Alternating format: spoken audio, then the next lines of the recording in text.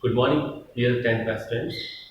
We already started our chapter metals and non-metals. Okay, that is our third chapter. And now today we are discussing about some chemical properties of metals. Chemical properties of metals. And in this chemical properties of metal, we will discuss about that how metals is first is react with oxygen, then maybe react with water.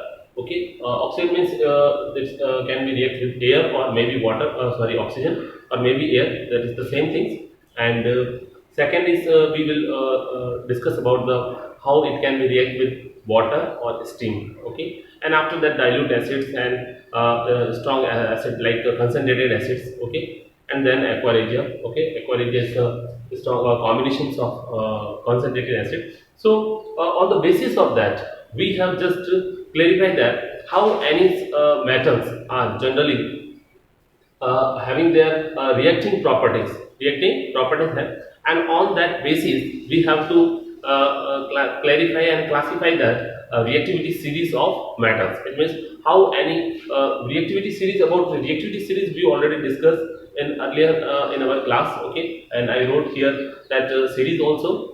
And now we are discussing how these reactivity series are made. Okay, it means if any metals are they are how the strength of combining capacity with anyone. It means they can able to react in the room temperature, they can be able to react with the, it means air or oxygen in the low temperature. It means, or maybe it requires the high temperature, maybe they require to react with cold water or in the presence of hot water, in the presence of heat or steam. Okay, and maybe sometimes metals, if they are not easily reacting, then they can react with the dilute acids. Okay, and dilute bases also. Okay, and maybe not dilute bases here. Okay, non-metals we will make them react, but maybe dilute acids or concentrated acid. But you know about that, at the last of that reactivity series, you see that gold, silver, platinum, they are least reactive metals. They are least reactive metals. And the upper one series, you can generally see that sodium, potassium,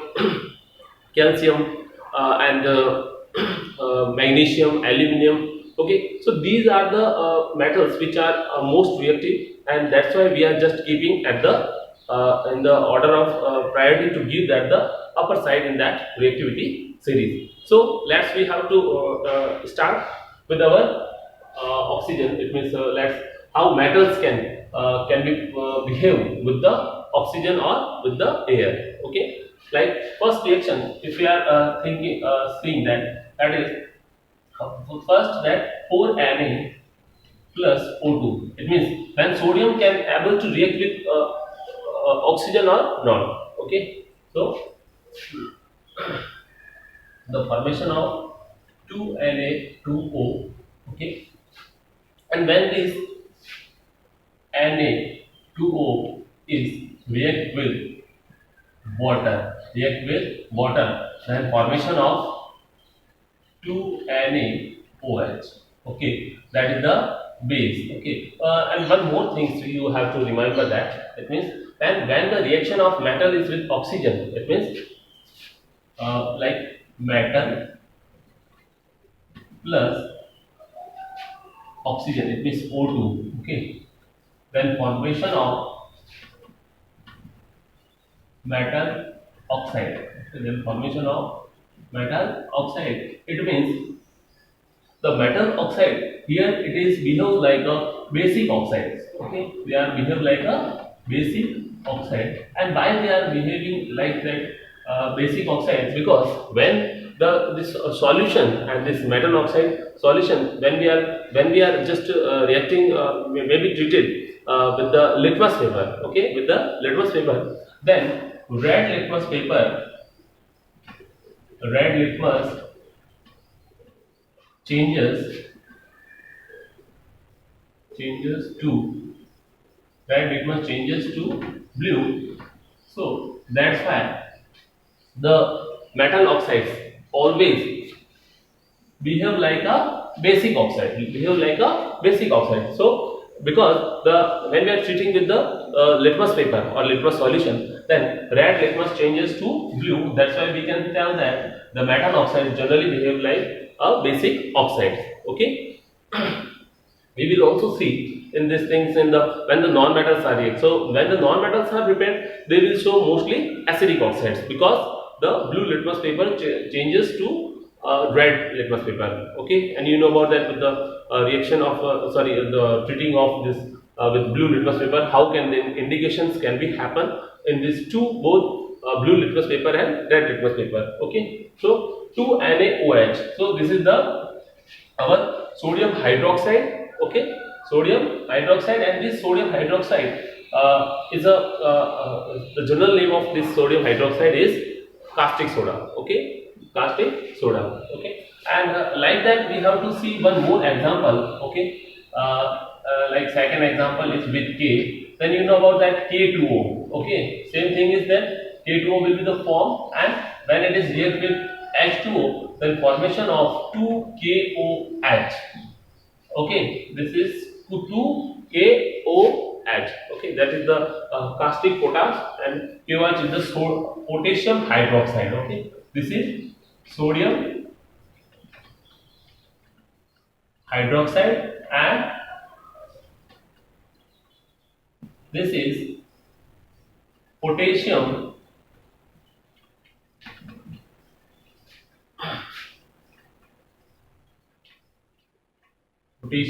hydroxide. This is potassium hydroxide. Okay. Next is then at third number, if we see that magnesium. Okay. So when the magnesium is react with oxygen, then formation of magnesium oxide, and when this magnesium oxide is react with H2O, then formation of magnesium hydroxide. The name is this magnesium other name of this magnesium hydroxide, and you already seen that this name magnesium hydroxide, where it is. Can you guess where you can hear this name magnesium hydroxide? Okay, so to neutralize the acidity, generally we are preferring to take antacids. Okay, and antacids is milk of magnesia. It means magnesium hydroxide. Okay, that is MgOH whole time. Then okay, and this is the milk of magnesia, and generally we are taking this one in the form of antacids or in the form of phenol. Okay, many things are there in our market like Digen, Gasofast. So all are contain one antacid, that is magnesium hydroxide. One more is that sometimes to neutralize the acidic soil, that is the calcium hydroxide. Okay, calcium hydroxide sometimes, and calcium carbonate also we have to generally see. So milk of magnesia. This is the one common name generally we can hear for the magnesium hydroxide. Okay, so I hope you are understanding this thing what I am telling here. Okay, next our term is that amphoteric oxides. We are continue with this oxygen with air. It means the metal how can react with oxygen and air. But one more term we have to we are introducing here, that is amphoteric oxides. So what is in this amphoteric oxides? Listen, amphoteric oxides. Okay, amphoteric oxides. Okay, the oxides which behaves acidic as well as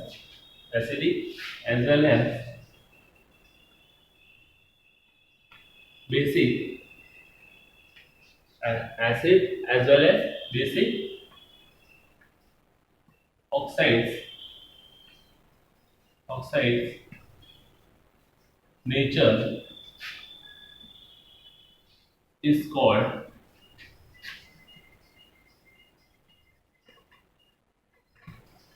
amphoteric oxides. So in other words, you can tell that the amphoteric oxides which can show the properties like acidic oxide also and basic oxides also. So one more thing we have to remember for here, like, so it means maybe the acidic, it means when it means the metals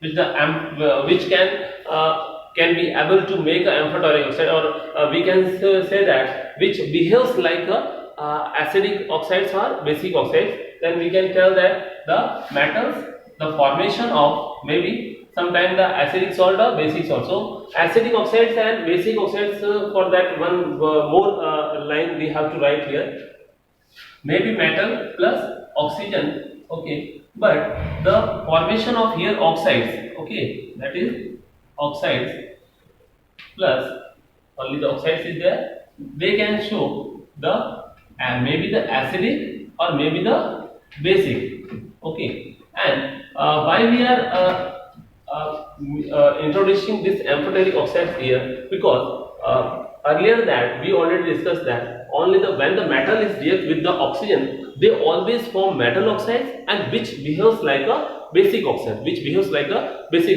but we are introducing here two metals which can show the basic property as well as and the basic acidic properties as well as, okay. For that we have to see one example is aluminium. One is aluminium, okay.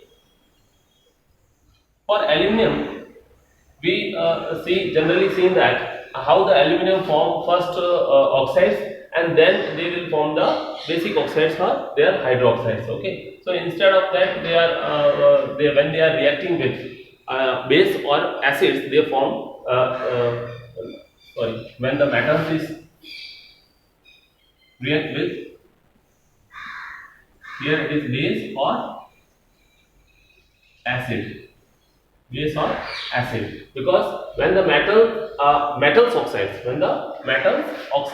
okay, base or maybe then the formation of oxides are maybe acidic or maybe basic. So first is aluminium, then 4Al plus 3O2, that is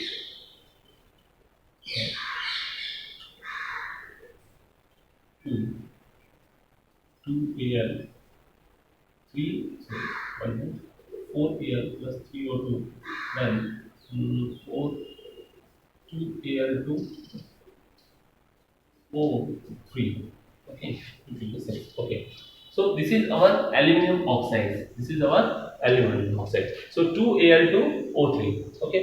And how this reaction can be happen as in the form of with the aluminum with the acid and base, that is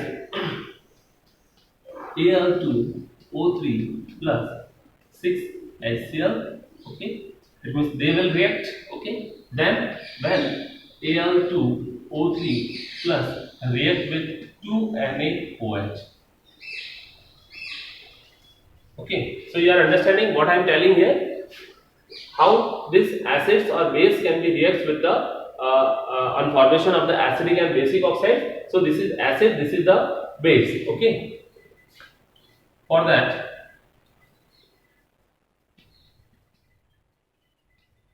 Cl3, okay, Cl3, and then plus Cl3 and 6Cl plus 2Al, okay, and Cl3 over then 6H2, then 3H2, okay. This is the balanced chemical equation. And now when they are react with the Al2O3 and the 2NaOH, then formation of yes,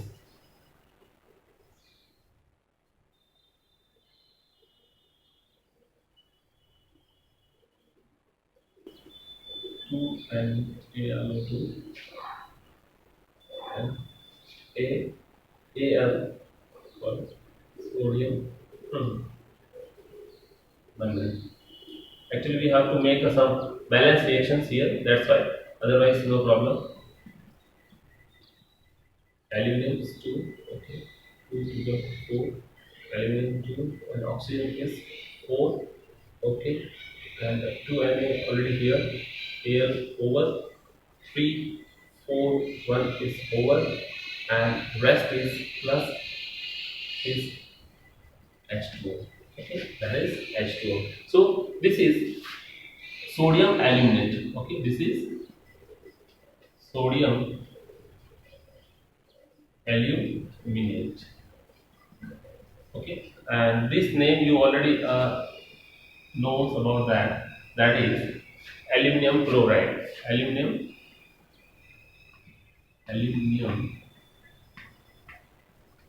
chloride. Aluminum chloride. Okay, aluminum chloride. And okay, so how they will react.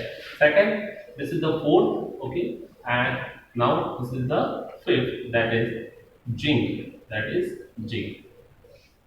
Zinc also behaves like a amphoteric oxide. I will once again I'll means explaining what I am telling here and what I am writing here. Okay, don't worry about that. Zinc, that is uh,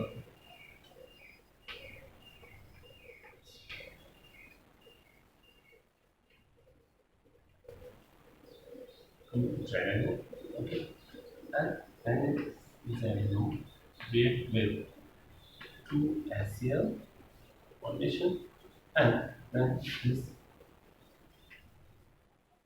ZnCl2 plus ZnCl2 plus Cl4 plus H2. Okay, and when this reactions of this can happen with the 2NaOH, then sodium zincate can be formed. Okay, Na2 Zn, okay, sodium Zn O2, okay,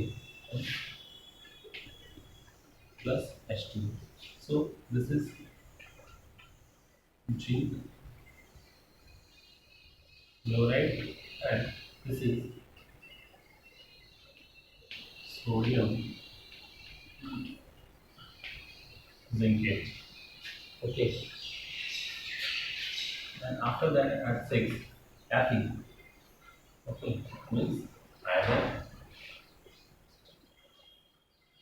Fe plus CO2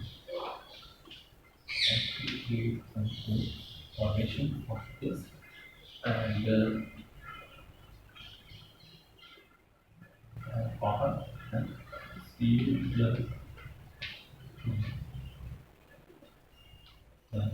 2 O. Okay, what?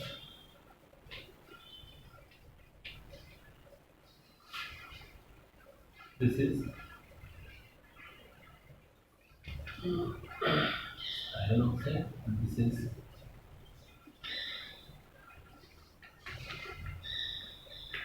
copper oxide. Okay, so listen.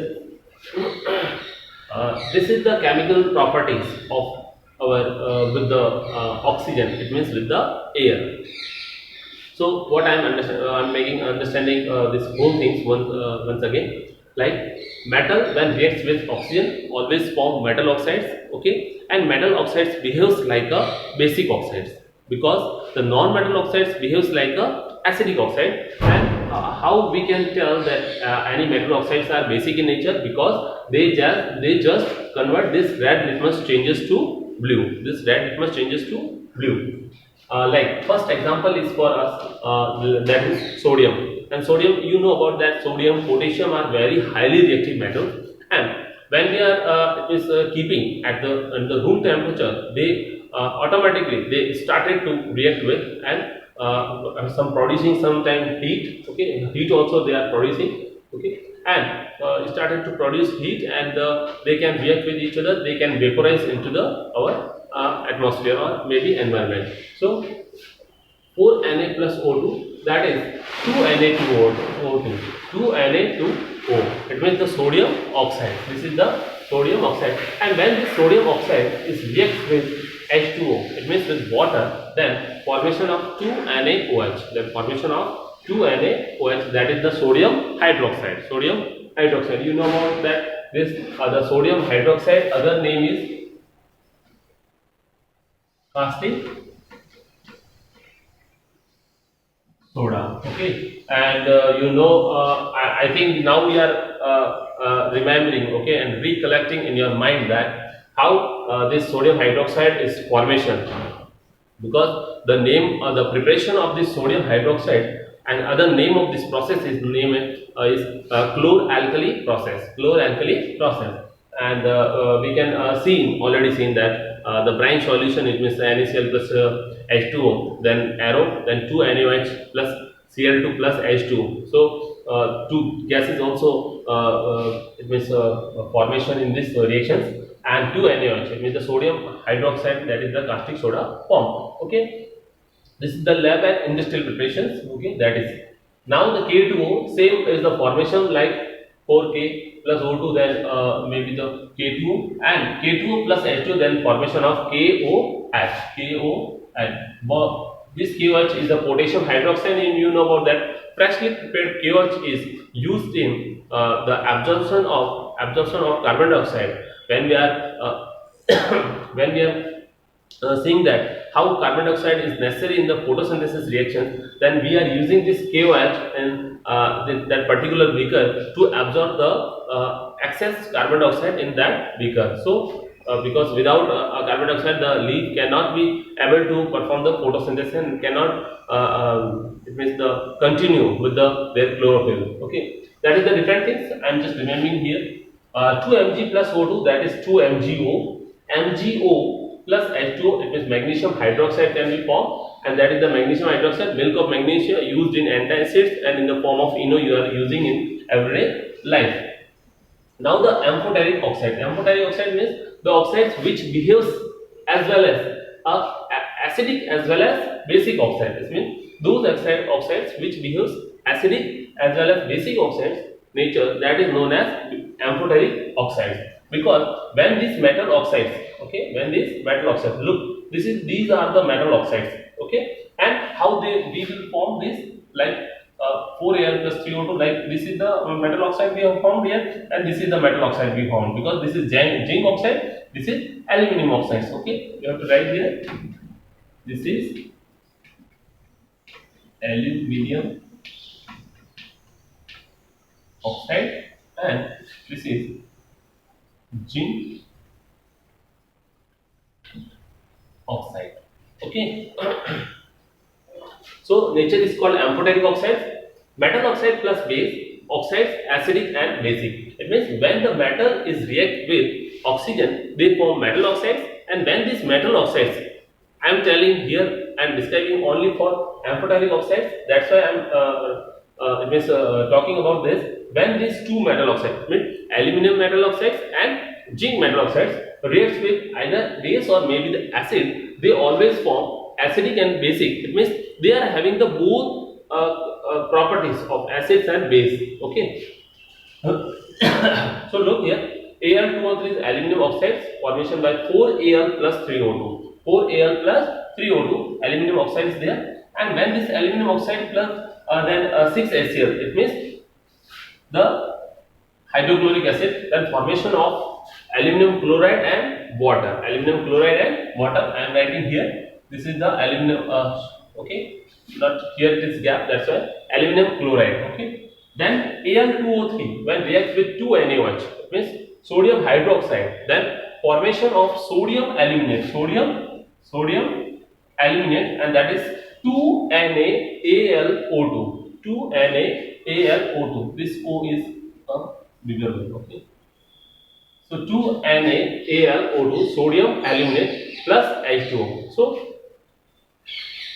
this is this sodium aluminate. Okay, and 2Zn plus O2, then 2ZnO plus zinc oxide, it means the zinc oxide will be formed, and ZnO plus 2HCl, then formation of zinc chloride. It means ZnCl2 and H2O, ZnO plus 2NaOH, then Na2ZnO2, that is sodium zincate plus H2O, sodium zincate plus H2O. Okay, so I hope we are understanding this, and now we are able to give the answer which salts are, means they are the salts. Okay, so the which salts are, the salts here, formation of salts.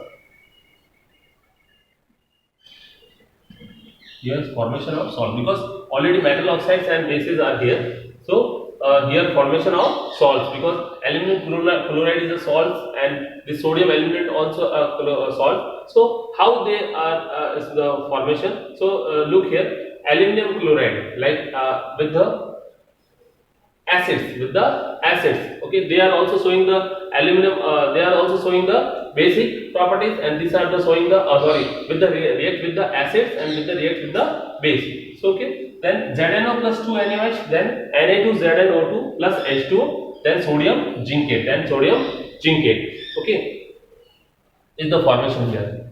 Next is iron. When iron is react with the O2, you know about that this reaction is the rusting of iron, Fe3O4, and the rusting of iron formula is Fe2O3.H2O, Fe3O4 also iron oxide, okay, and the copper, okay, and when the reaction with the copper plus O2, then CuO2CuO, okay, that is the copper oxide.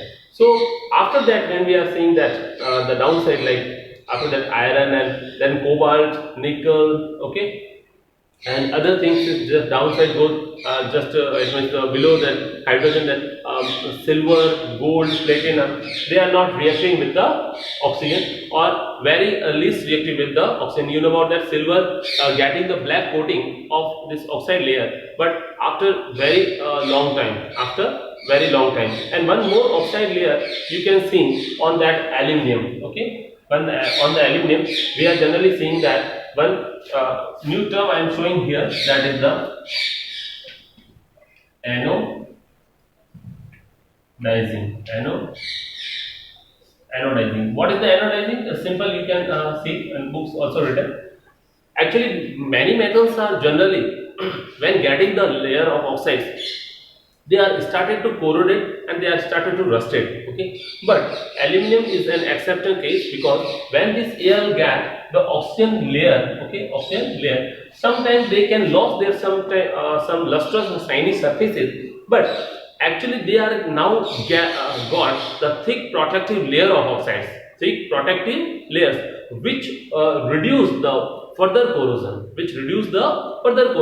so that's why aluminum oxide layer makes it more durable and more long lasting. So this process is named as anodizing, and generally can do with the aluminum to formation of like electrolytic reductions, right? Okay, so you just hear and remember that aluminum are having the oxide layer when they are corroded or rusted, and after that getting this thick oxide layer of aluminum oxide, they are just reduce their prevents of oxidation, and they are having the extra thick layer of aluminum oxide, which prevents the extra reduction or extra it means oxidation. So after that, this thick protective layer makes more durable and more long lasting, okay. And in that also, like anode and their process, you know, already listen about that copper, okay. In that one thick metal block of copper we are taking, one is impure and another is pure, like that also performing in this anodizing process, okay. Next we are starting with our reaction of metal with water or steam, okay. So you have to write down this thing.